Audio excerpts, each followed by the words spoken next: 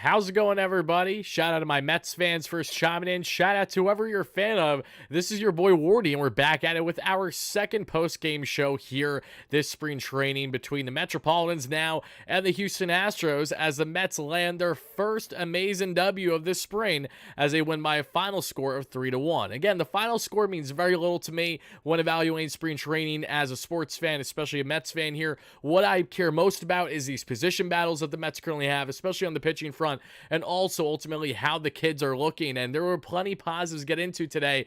Headlined by Francisco Alvarez doing what he does best, hitting absolute nukes. The English is looking fantastic. I'm beyond pumped up to get into Alvarez and why exactly, in my opinion, and the opinions of many, he is going to be one of the best catchers in all Major League Baseball this season. On top of that, Jose Buto was on the mound for the Amazons. How did he look? Some positives, not too much negative. We'll get into really how he was looking with his arsenal, how were his pitches shaping, including that slider, which had a different look than the 2023 season. Jet Williams made his Mets debut today. Jet the Met found himself on base. We'll get into a little bit on that. And ultimately, what are the biggest takeaways from today's victory for the Mets here? As again, we're only the second game in of spring training. It's February 25th. I know that there's a very select few fans that truly care about the turnouts of these games right now, and they really just want to see Mets regular season baseball. And I agree with you, but we're still a month away from that happening. So in the meantime, let's talk about what we got. Let's talk about these position battles, and ultimately, let's talk about the New York Metropolitans. But before I do that, I want to shout out everyone first chiming in live on a replay. Thank you guys for the patience. Usually I try to get live sooner than what I did here, but especially spring training, today has been beyond hectic for me for reasons I won't get into. But thankfully, everything's fine now. I was able to get this all set up, and I see Yoshima, Carol, Subway to Shea, my man, and everyone. Make sure to check out Subway to Shea wherever you get your podcasts. Good friend of mine, awesome Mets mind. Darren from the UK, the best Mets fan you'll ever meet from over there. How you doing? D-Ron, Mr. Nobody, everyone first chiming in. Again, appreciate you guys. Now, before we get into the game, I do want to talk about some key updates today because it is headlined by Kodai Senga. Carlos Mendoza spoke about Kodai Senga's injury status today, and we did find out that he was injected with a, if I'm not mistaken, was it a PRP shot, right? So that is going to help heal up the process there with the issue that Kodai currently has in his shoulder. He is not going to be pitching for 3 weeks. After 3 weeks are done, he will start to ramp up his pitching program. So ideally, as long as there is no setbacks, Kodai Senga will be back with the Mets this May. Now, I have heard even from Bob Nightingale in a recent article today said that while in the public eye, the Mets are making it known that this isn't a significant issue with Kodai Senga, there are people in the organization that are quite a bit more cautious about the situation than maybe what you initially thought. So, should that hold true, which again would be the least shocking thing ever in Mets fandom, oh, you're telling me the front office might be downplaying an injury for a pitcher? I mean, even if that is in fact the case, which again wouldn't surprise anyone, I'm not overly concerned with Kodai at this point in time, but what I will say is it's just further fuel to the fire why the Mets should add more of this rotation. I know it's not easy. If you try the trade route, there's not a lot of guys out there without giving up some true key young talent, and then the free agents out there, unless you want to get a Mike Clevenger as a not so great past at least what was going on last year with him. Ultimately, you have someone like a Jordan Montgomery who might be able to sign a bridge deal now, given that the Scott Boras 4 now down to 3 after Cody Bellinger signed that 3-year $80 million contract yesterday, shows you that the ball is not in Scott Boras' court nearly as much as he thought it was going to be this offseason. And Monty, who was initially looking for a long-term deal, could be had at a shorter-term high AAV price. Do I think the Mets are a favorite to make that happen? No whatsoever. Do I expect them to? No. So if it happens, I will be surprised. I'll be happy. But that's all pretty much the latest updates regarding Kodai Senga and everything in between here for the New York Metropolitans. Brandon Nimmo also what I noticed today as he was doing some live BP. Again, had some nice hacks, had himself a nice bomb today on a Shamania Hainer. That was so textbook Hainer that you might as well put a shirt on it, literally. But I did notice a bigger leg kick, a little bit of a different stance from Brandon Nimmo. I'm curious if we're going to see more of that this spring, and I think we're going to see some more untapped power of his too, who of course had over 20 bombs last season. But plenty good takeaways from today's game that I want to highlight for you all. And again, shout out Dave Caplit's absolute beauty. Dave, I will get to the P.O. Box, I promise. Thank you so much for your patience as always, and I appreciate you. Gary 1 AZ JC, if you're watching live right now, thank you guys for being here. People on replay, let me know your biggest takeaways down below. Do you like Trevor Bauer? Someone says, Jonathan, you might like Trevor Bauer, but a lot of front offices, including the Mets, feel otherwise. And I'm not going to get into that debate.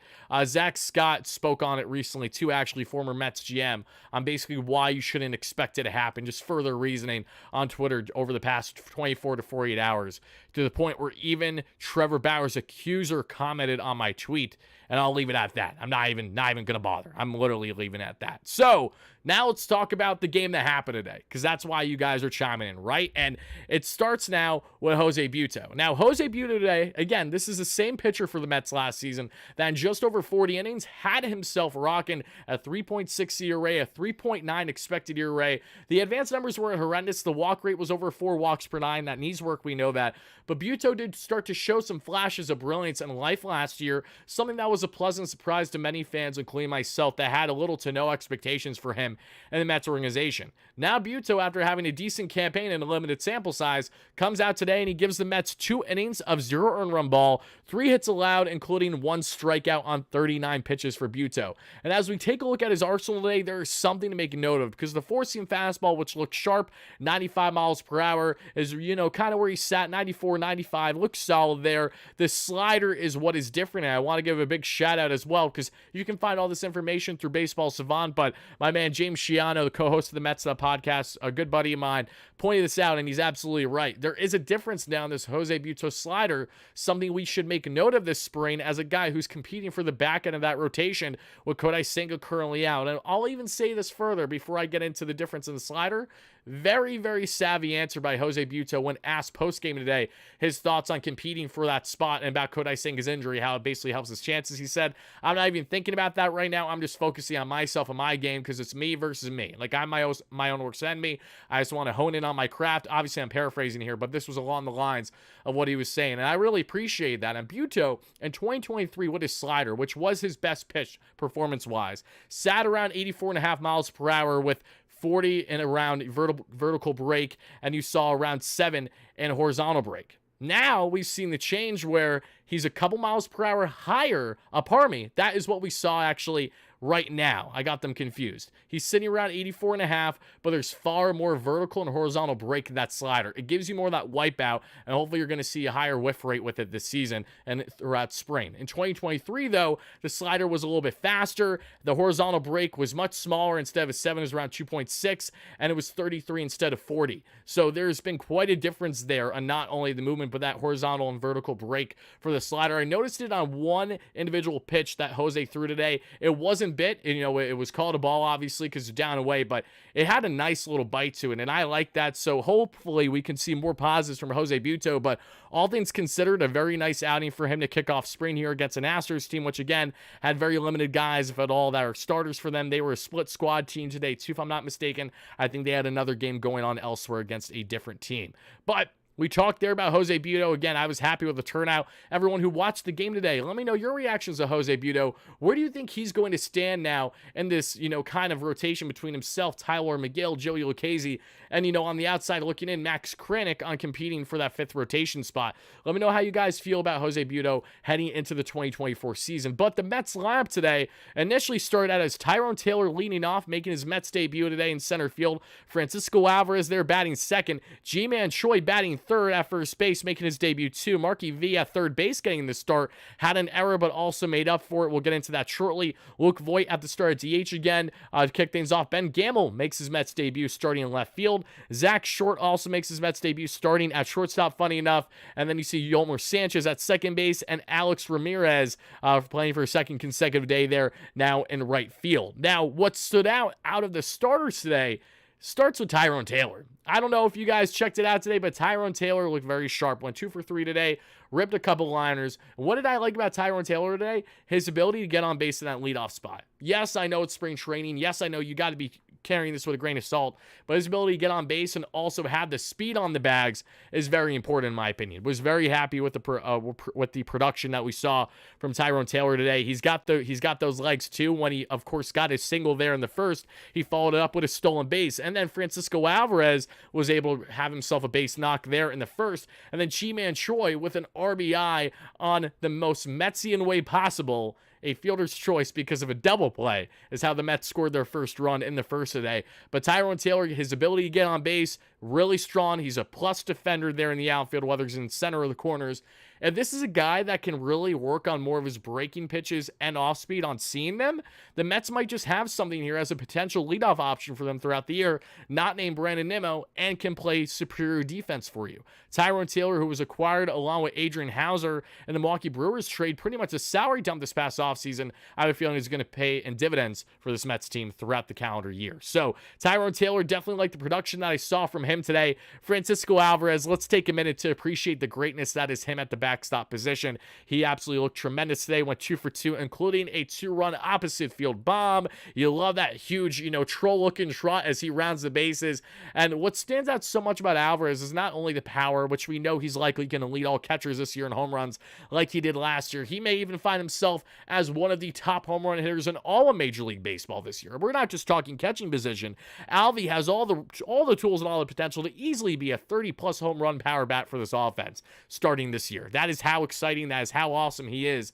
And his ability to learn English the way that he has over this past offseason has also been tremendous. Again, this is only a 22-year-old Alvarez who can comfortably answer all of his questions now without a problem. We saw it heading into spring when he first showed up. He was answering pressers without needing, the middleman, and that's awesome. That is absolutely tremendous. He's asking questions all the time, with his boys Brett and Vientos and others, and just kind of getting a feel with it. But you can tell he has a comfort. He not only has a comfort level right now, there's a confidence level, there's a swagger to Francisco Alvarez that I really do believe he's going to be a leader for not only this team on the field, but off the field in the clubhouse now. It might not seem like a big deal, but his ability to command English the way that he has already at this young of an age is not only going to be huge for his ability to properly communicate with pitchers, but also just his communication with the club and hyping everyone up in the clubhouse.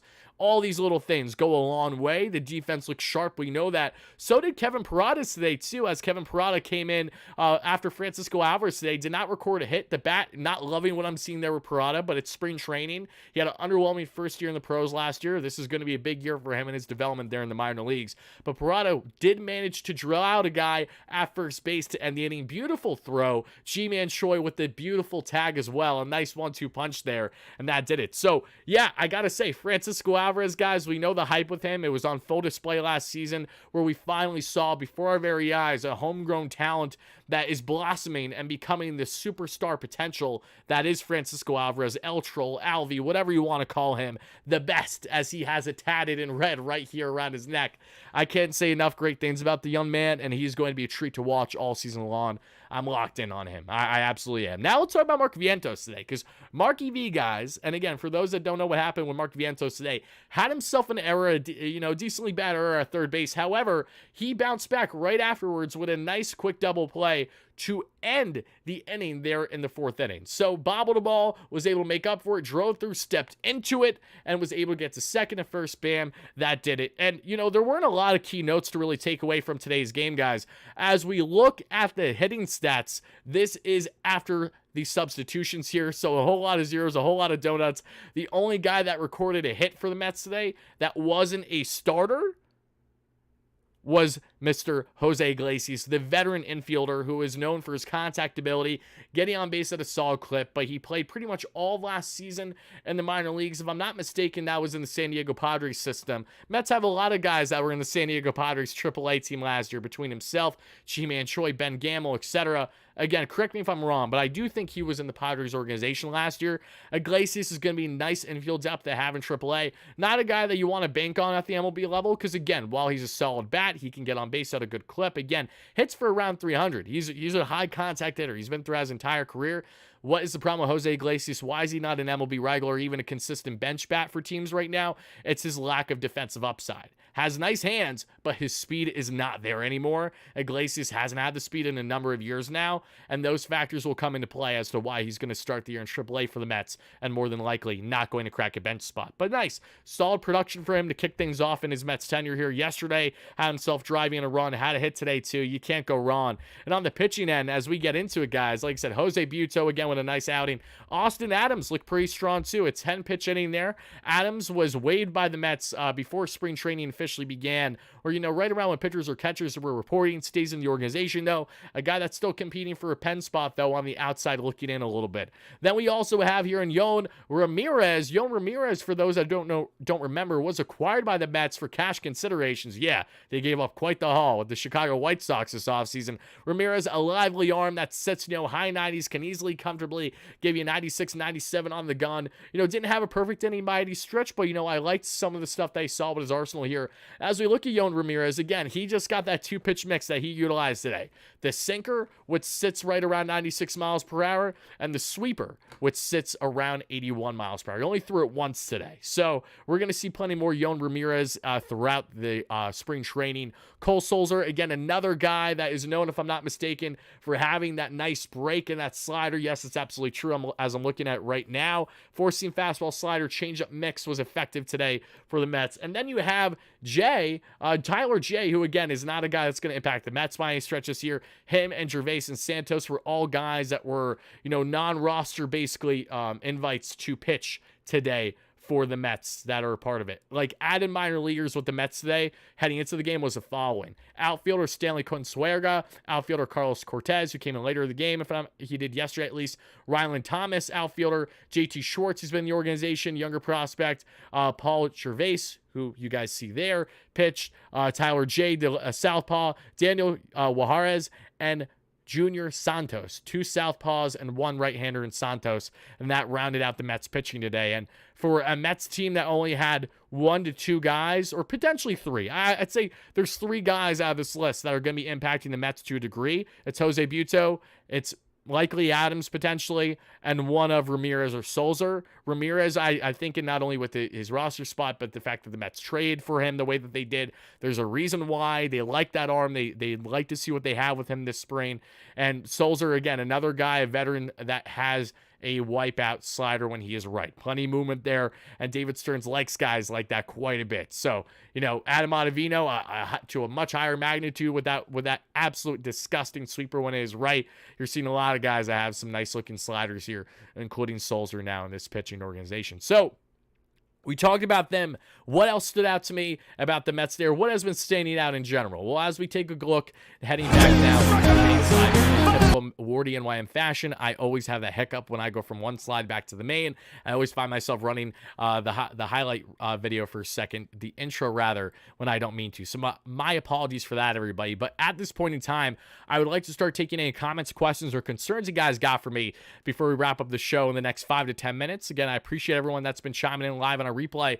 Let me know, what is your biggest takeaway from today's game? Because for those that don't know, a little tip that I like to do when I follow along with the Mets game, so it makes it easier for me to not forget things, one, but also follow along when I'm properly breaking the game down for you. I usually break it down to my notes inning by inning, pretty much every at-bat what happened. But in spring training especially, you guys don't need to hear about a bunch of minor leaguers that aren't going to impact the Mets at all this year, or especially minor leaguers that are a non-factor because they're on the opposing team. There's no need for me to rattle off all these things when, again, it quite literally means nothing. We just got to talk about the stuff you guys want to hear. And what you also want to hear is Jet Williams made his Mets debut today. Jet the Met struck out his first at-bat on a breaking ball. His second at-bat took a walk. For those that don't know, Jet Williams is one of the best on-base kings in all the minor leagues. Was a Mets minor league player of the year. He's their #1 prospect. Had the privilege of both meeting and interviewing Jet Williams last spring training. Awesome guy. He makes me feel like normal height because him and I both are around 5'6". So it's actually insane being next to a guy that is a top prospect, the top prospect for the Mets, and he's the same height as me. What am I doing wrong with my life? I'm talking about these guys being the schmuck that I am versus actually being out there the way that Jet is. Seriously, Jet, for his size, man, oh man, am I rooting so hard for him. I mean, I'm always rooting for short kings, let alone on the Mets, let alone their top prospect now. Jet the Met gets on base with a walk, and he does what he does best. He steals the bag, just as you saw in the highlights there. Jet Williams letting it be known that the speed element's there for the 20-year-old who's going to start the year in AAA for the Mets and is more than likely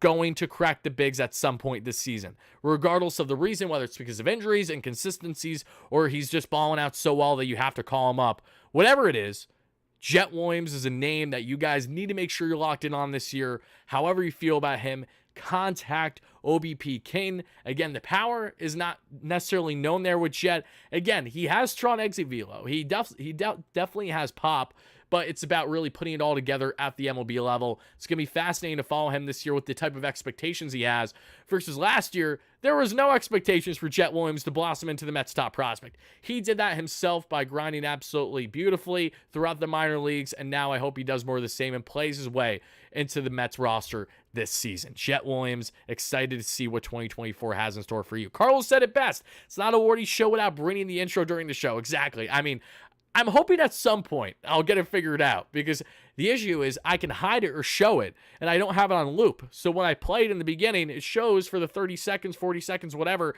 then it goes away. I go to other slides that don't have it, so it's not a problem. But then when I go back to the initial slide, it reboots again, hence the issue. But I digress. That's a me problem. The OGs on the channel know that.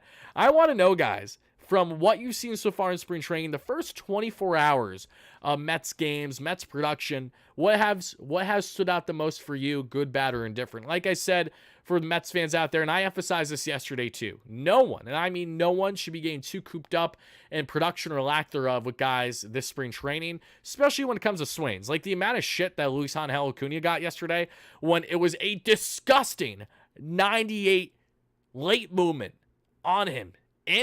I mean, like, come on. I mean, of course he got sorted. Everyone's going to get sorted. Like, that was a really good pitch. That deserves more credit than Luis Angel Acuna's lack of ability to hit said pitch as a youngster who is far and away in a different position than his older brother and Ronald when it comes to their bat-to-ball ability. One of them is the best player in the league, you could rightfully argue.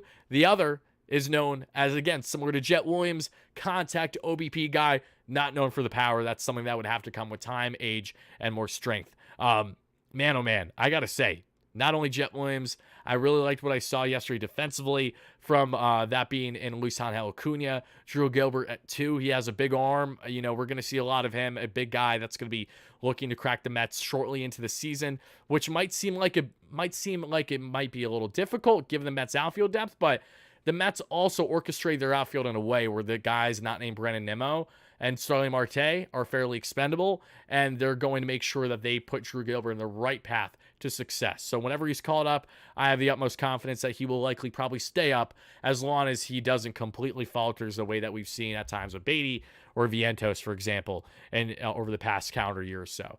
Someone brought up Stearns, and I'm so glad you guys are bringing up David Stearns, because that actually pivots now into our second discussion, because David Stearns had a nice little interview with Gary and Ron today in the booth for SNY, and there was one quote that stands out big from David Stearns today, and it is the following.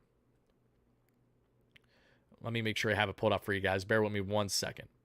David Stearns on building Mets culture, and I quote, "I think of the San Antonio Spurs, the New England Patriots, where there's an alignment of ownership, front office, and coaching staff. There's an identity and a certain level of expectation and standard." Why do I like that so much? Obviously, the Spurs and the Patriots, I don't know, had their dynasty runs, have been tremendous successes of organizations over a decade-plus long span for their respective teams. That philosophy, the connection between the owner and not only the GM/Pobo, but also the coach, everyone being on the same page is so important. That's something the Mets did not have last year. Billy Epler, Buck Showalter were not on the same page, i.e. Daniel Vogelbach, for example. And that's a problem, and you do not want that. You want everyone to be on the same page. No one's getting caught off guard by things too much, and they can all properly work together in hopes of building an organization that'll have continued and consistent success. That was an awesome quote there by David. And for the people that want to see action and not just words, I understand that. Look at what David's done. Look at what he's done this offseason. The Mets did a very good job with their depth. I still think they should add more in their pitching. I'll stand by that. As much as I have a confidence and excitement level and a prospect like Christian Scott or Mike Vassell to a little bit of a lesser degree, for example, it doesn't change the fact that I still want them to add to this rotation. And now that you're telling me, okay, Kodai Senga's timeline right now looks awesome, but this is the New York Mets. Are we really going to sit here and be content with the idea that he's for certain going to be back at the end of April, sometime in May? No. I mean, no. My Metsian mindset is I'm not expecting Kodai Senga back until like middle of June. So if he does come back as expected around May, that'll be awesome. It'll actually surprise me a little just because it'll finally prove, wow, no setbacks, no issues with a starting pitcher. Maybe the Mets are finally getting something right with Kodai Senga, who, again, they've been very smart with how they utilized him. They only had him pitch on 5 days rest 4 or 5 times all of last season. He pitched on a 6-man rotation for the majority of the year. Think about it. If Kodai Senga had a harder workload, if Kodai Senga pitched over 200 innings last year, there's a stronger reality that the ailment he's dealing with now is to a larger degree, and he's out for a longer term. This is something that, of course, with the shot that he received, is going to help heal the process faster there. And ultimately, once the season is done, and there's still a lingering issue that could be addressed, pardon me, via surgery, for example, then you could do it as such. But this is something that hopefully, God willing, that Senga can pitch throughout the season without too much of an issue. Now, my big concern with that pitch is, of course, the forkball. Because when you grip the forkball, the way he splits his fingers are just absolutely ridiculous. And that does put up plenty strain on your shoulder. Yes, it puts a strain on your entire arm, but that entire motion in itself is something where the Mets are going to have to be very micromanaging on. And with the clauses in their contract that they have with him too, it makes for a very interesting scenario how this is going to play out with Senga. But point I'm trying to make is, even if Kodai comes back as expected around May, I really want the Mets to add another starter here. Even if it ends up maybe being more of a depth option, I just want as much depth as humanly possible. I want Jordan Montgomery. I don't think it's going to happen. So while I push that aside, I like the idea. I like the prospect of still bringing in another arm. Who is that going to be? Is that going to happen? Your guess is as good as mine right now, but it just feels like something that makes a lot of sense for the organization at this point in time. And if there's any truth to what Bob Nightingale said, which again, for Bob, knowing what he's been known for, while he hasn't been the most credible in years past, this past year he's been pretty much on the money. Like, it's been a year and a half now of Bob Nightingale, more often than not, having a lot of things right, especially when he actually breaks news that, hey, a guy's signing here or whatever it may be. Still, though, for him to come out and say what he said, that, oh yeah, the Mets front office, they probably have more concerns of what they're telling you. It's face value a little bit. Even if that is the case, I still think the Mets are in a position where they'll be okay. They just really should add another, at least one. I don't know who it'll be. I don't know if it'll happen, but it makes sense in my humble opinion. But with that being said, guys, I think that's all you really need to know from today. I'm not going to drag this too long. I'm going to answer some comments here, and then we're going to wrap things up. I appreciate everyone that first chimed in live in our replay. Thank you guys for that. It always means a lot. I hope you guys enjoy these game breakdowns, these post-game shows, because as we get into the regular season, we will be taking callers on a weekly basis, and that's going to be a lot of fun. So not every show, but my goal is on a weekly basis, we will be taking callers more than likely. We're going to be having new segments on the channel, all that fun stuff. So if you haven't already, make sure you smash that like and subscribe button for your boy, as is the easiest and best way to support the channel. Thank you everyone that has sent donations throughout the off season heading into the season 2. You guys mean the world to me. That is what helps keeps things afloat and helps make me be able to do what I do. But I do see here, do you think the Mets might go for Montgomery since that injury? I just spoke on that, Sean. Tyrone Taylor will be this year's Tommy Pham. That would be nice. Again, fastball hitter. I think Tyrone Taylor definitely is a better defender than Tommy Pham. They're night and day. But Tommy Pham's a better bat. So if Tyrone, again, because what he's been throughout his career, heavy fastball hitter, has struggled, though, when facing breaking and off-speed pitches. If he can get to close to league average in those categories, then I think the Mets really do have something there as another leadoff guy for them. And gives potential to have Brandon Nimmo out of the leadoff spot and showcase that power, which we have been seeing quite a bit more of over the past calendar year. I do hate Stearns throwing 98 plus and using splitters. That's why guys can't do complete games anymore. Starters, that's what he meant, not Stearns. I can understand what you're saying. The game is adapting. The game is changing. Whether we like it or not, we're going to see a lot more instances of starters again. The norm now is if you get 5-6 innings from your starter, you're fairly happy with that. Just the game that we live in now. There aren't too many guys that are old school that are going deep in a game 7-8 innings consistently. The ones that are, they're kind of in a class of themselves a little bit because it's difficult to do in today's MLB. It's tough judging pitching because offense usually comes later. Yep, that's true. I want Montgomery and JD Martinez. I do too, Dave. The unfortunate part is I don't foresee either of them realistically happening at this point in time. JD Martinez is seeking a 1-year, $20 million deal around there. He denied a contract to send him to San Francisco, even potentially willing to take lesser money, said no to San Fran because he doesn't want to be there, and they went with Jorge Soler on that 3-year, $45 million deal or so instead. What's up, Inside? Happy to have you in here, brother. Hope you are doing well. We're going to be wrapping up the show in a minute, but I just want to get some of your comments, questions, and concerns, guys. On the Alvarez home run, Buto improving and not burning out, and the usual Jet Williams, Altuve 2.0, and that error reached by Choi. Just talking about keys from the game I see. Let's see here. Rory, thoughts about Stearns' mid-game interview? I thought it was interesting. Yeah, I just spoke on that a little bit. Again, I thought it was good. I thought there were good takeaways from David Stearns' interview, and I'm excited to see really how spring plays out and what's going to be ever changing, because I do think the Mets still have another move or two up their sleeve. I don't think that they're done. I think they're still going to make moves, but it probably is going to be on a very small scale if I had to assume. We'll see, though, for sure. Let's see. Trevor Bauer league minimum, not happening. Fans want the world right now, but success is built slowly over a long game plan. Of course. And it's hard to not give immediate success to a fan base of an organization that has lacked so much success throughout its entirety, but is also in a big market. The big market is what changes every element.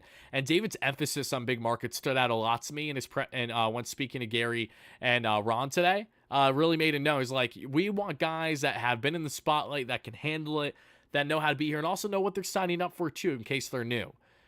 All the more reason why someone like Jordan Montgomery makes sense. As long as, one, the Mets are actually interested in paying that 110% tax on a multi-year deal, and two, he has interest in coming here. Because I will say this, I haven't spoken on it much. I have heard through the tea leaves that there's question marks on Jordan Montgomery's interest level in even playing in New York again. So I don't know where that stands. I don't know if that has to do with just the Yankees. I don't know if that has to do with New York as a whole. If I'm in his shoes after playing with the Rangers and having the run that he did, I'd probably want to be far away, from the big city, dealing with the criticisms that he dealt with, and was a very strong middle of the rotation starter his entire time in the Bronx, to then looking very sharp in St. Louis, and then having a tremendous run with the Texas Rangers when it mattered most. So it's an interesting one, to say the least, and we'll follow on until all these dominoes fall wherever they may. Mets fans, that's going to do it. Thank you so much for watching. The Amazings win this one by a final score of 3-1. Jet Williams made his Mets debut. Tyrone Taylor shows why he's a leadoff option for this team potentially. Francisco Alvarez is showing why he's going to be one of the best catchers in baseball. And Jose Buto is making a good case to compete for the back end of this Mets rotation. We'll be back live, guys, in the next day or so. Tomorrow's game is not covered by any televised network, to my knowledge. It might be on radio. Max Kranick will be on the bump for the Amazons, as he will be making his Mets debut. The diehard Mets fan looking to make a case for this Mets rotation as well, on the outside looking in. So until I talk to you guys again, have a great rest of your night, day, evening, whenever you're watching this. This is your boy